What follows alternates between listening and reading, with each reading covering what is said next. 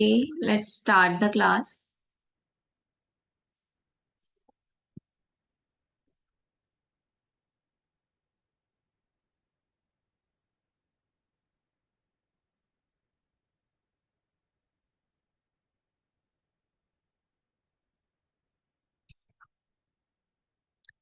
हाँ जी, आज चैप्टर 10 करना है हमने, दैट इज डिविडेंड डिसीजन।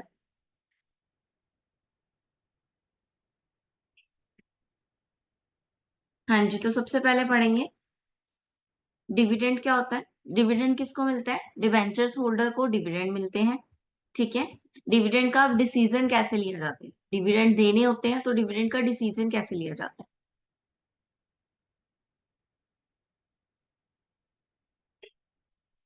एक कंपनी में सबसे मेन डिसीजन फाइनेंस डिसीजन होता है। ठीक है, फाइनेंशियल डिसीजन कि हमारी कैपिटल को हमने कहाँ लगाना है। ठीक है। फाइनेंस फाइनेंसिंग डिसीजन से इन्वेस्टमेंट डिसीजन बनता है कि फाइनेंस हमने कहाँ यूज करना है, इन्वेस्टमेंट में और डिविडेंड में। ठीक है। तो डिविडेंड क्या रेफर करता है? एक पार्ट है, आफ्टर टैक्स मिलता है ये। ठीक है। किसको मिलता है? शेयर होल्डर्स को ऑफ द कंपनी। ये क्या है? एक तरह का प्रॉफिट अर्निंग है। सॉरी, डिविडेंड मिलता है शेयर होल्डर्स को और इंटरेस्ट मिलता है डिवेंचर्स को। ठीक है। तो डिविडेंड किसको देंगे? शेयर होल्डर को देंगे। ये क्या है? एक प्रॉफिट का पार्ट है। ठीक है, जो कंपनी में उन्होंने पैसे लगाए हैं उसके बदले में उनको प्रॉफिट मिल रहा है। ठीक है, डिस्ट्रीब्यूशन ऑफ डिविडेंड। ठीक है। या तो उसको डिस्ट्रीब्यूट कर दिया जाता है या फिर उसको रिटेन कर लिया जाता है। ठीक है, कभी कभी कंपनी क्या करती है, शेयर होल्डर को बोलती है कि इस बार जो प्रॉफिट हुआ वो हम आपको पे नहीं करेंगे, उसको हम फर्दर लगाएंगे और अगली बार आपको डबल देंगे। ठीक है, यानी कि हम इस बार रिटेन करके रखेंगे। उसको बोलते हैं रिटेन अर्निंग। ठीक है, कि रिटेन कर लिया, दिया नहीं।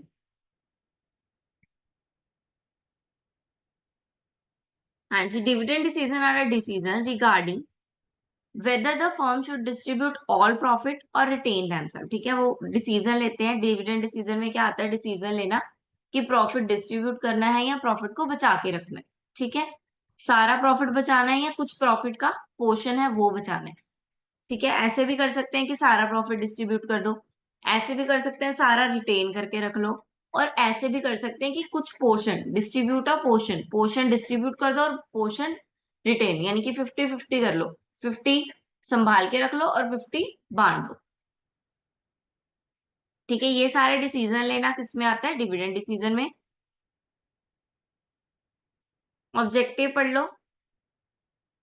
ऑब्जेक्टिव दो ऑब्जेक्टिव हैं। Share holder need for income, share holder की इनकम नीड फुलफिल होती है इससे, और फर्म की फंड की नीड फुलफिल होती है।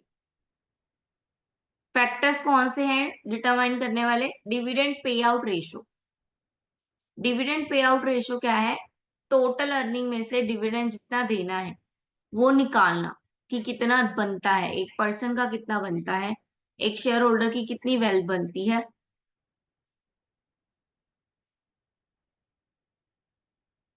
वो निकालना। ठीक है।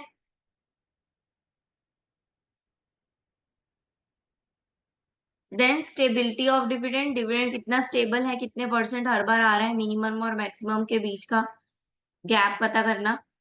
कांस्टेंट डिविडेंड, कितना कांस्टेंट डिविडेंड आ ही रहा है, ऐसा तो नहीं है डिविडेंड बंद हो जाए, तो कितना डिविडेंड कॉन्स्टेंटली आ रहा है पर शेयर के ऊपर।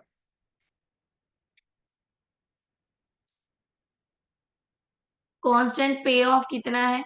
ठीक है, कितना पे ऑफ हो रहा है, यानी कि कितना डिविडेंड हम बांट रहे हैं, कितना प्रोपोर्शन डिविडेंड का बांट रहे हैं हम। स्टेबल रुपी डिविडेंड प्लस एक्स्ट्रा डिविडेंड। ठीक है, एक तो होता है स्टेबल जो देना ही देना है, फिक्स्ड है कि ईयरली इतना देना ही देना है। ठीक है, एक होता है कि किसी साल हमें एबनॉर्मल प्रॉफिट हो गया, जो सोचा भी नहीं था वो प्रॉफिट हो गया, तो वो भी फिर हमें बांटना पड़ेगा अपने शेयर होल्डर्स को, तो वो बोलेंगे एक्स्ट्रा डिविडेंड।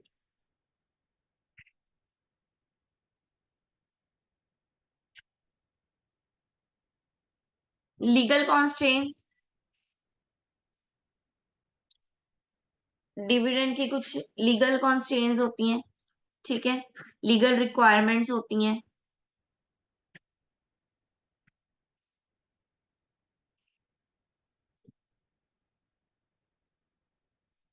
ठीक है। कॉन्स्ट्रेंट्स मीन्स लिमिट, ठीक है।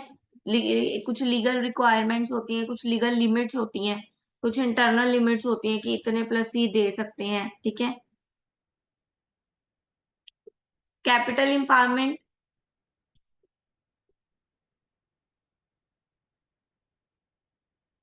हाँ जी रीड करो।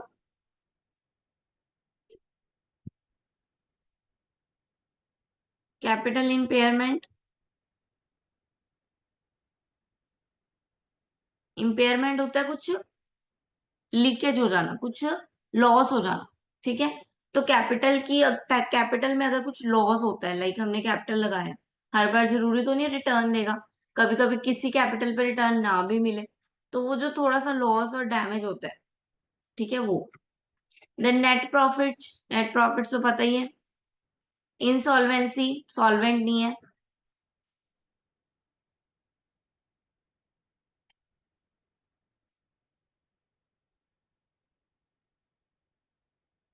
ठीक है। इंसॉल्वेंसी क्या होता है कि वो पे नहीं कर पा रहा है अपनी मनी,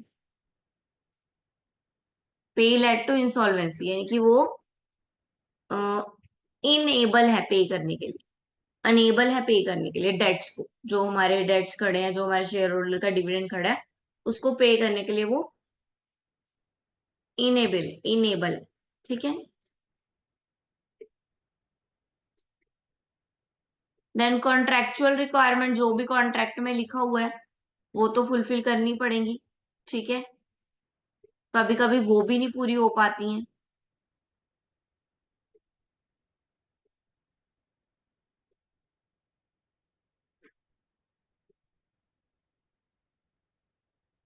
ऑनर को क्या क्या कंसीडर करना होता है, ऑनर की पॉलिसी में ये सब आता है।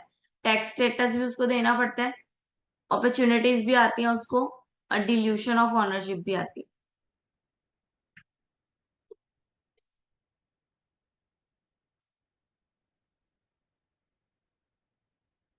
ठीक है। डिल्यूशन ऑफ ऑनरशिप यानी कि कुछ वीकनेस कह सकते हैं इसको, ठीक है।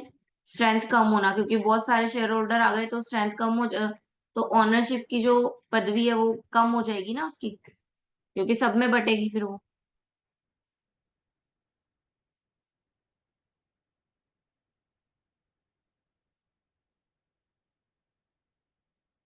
क्लाइंटेल इफेक्ट क्या है?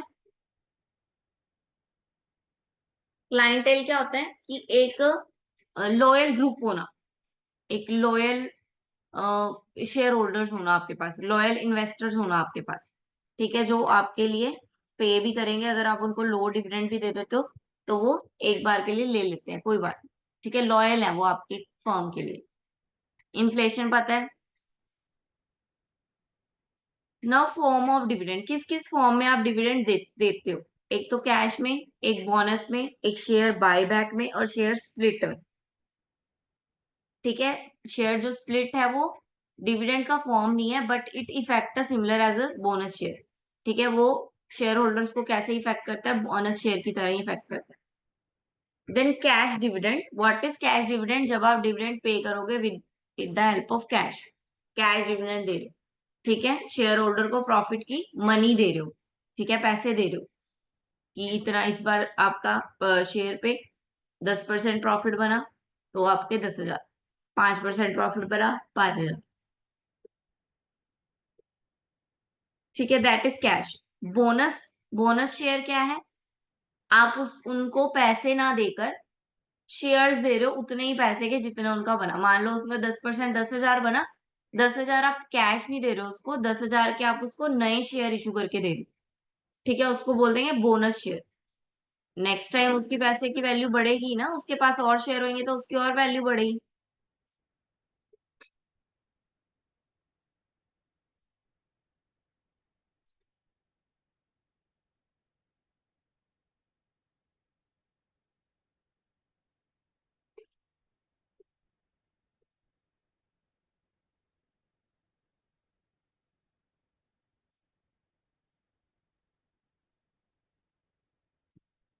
ठीक है, देखो ये इन्होंने एग्जाम्पल दिया हुआ है, ये एक पर्सन है, उसके पास 10 शेयर हैं, शेयर के प्रीमियम 15 रुपए है, रिजर्व एंड सरप्लस 8 है, टोटल वर्थ उसकी 33 बनती है, नेक्स्ट उन्होंने कहा कि इस बार कंपनी क्या है, 10 शेयर वालों को 1 शेयर बोनस शेयर देगी, पैसे नहीं देगी। तो यानी कि उसको 10 शेयर पे 1 शेयर मिलेगा। उसके पास कितने शेयर है, उसके पास 10 ही शेयर है, तो 10 शेयर पे 1 शेयर मिला, तो उसको कितने शेयर मिले, 11। ठीक है, उसको कितने शेयर मिले, 11, that is the bonus share.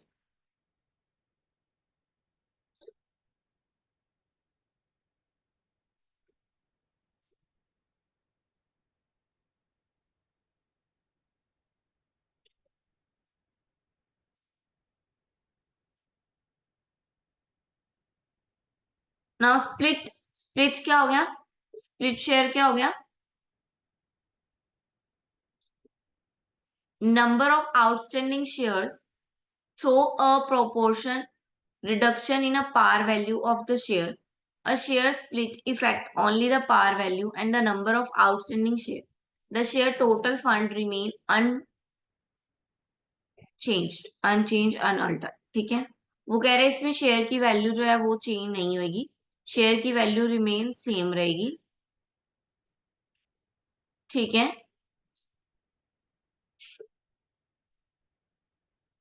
और ये पार वैल्यू पे मिलेंगे, पार वैल्यू यानी कि फेस वैल्यू और एक्चुअल वैल्यू पे। ठीक है, देखो सब कुछ सेम ही है, इसमें कुछ भी चेंज नहीं हुआ। ठीक है, क्योंकि पार वैल्यू यही थी।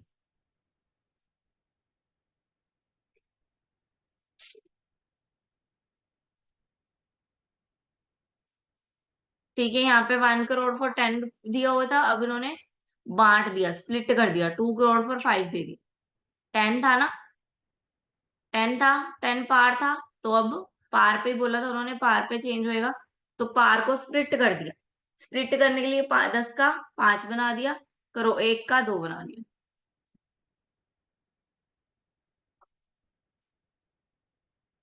बायबैक ऑफ शेयर्स क्या होता है, जिसको शेयर दिए हुए थे उनसे वापस रीपरचेज कर लेना, अपने शेयर, अपने कंपनी के शेयर उनसे वापस रीपरचेज कर लिए। ठीक है,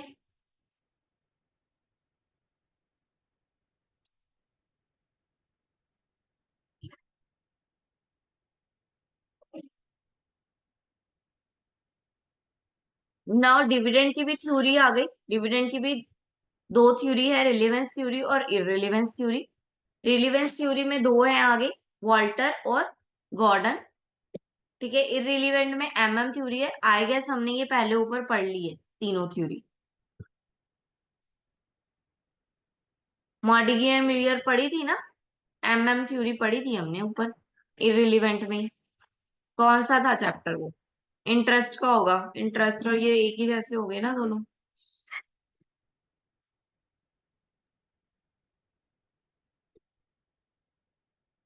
हाँ जी, हाँ जी, दोबारा रिपीट करेंगे, कोई बात नहीं। ठीक है, अब डिविडेंड थ्योरी पढ़ रहे हैं, दो डिविडेंड थ्योरी भी दो तरह की है, रिलीवेंट और इररिलेवेंट।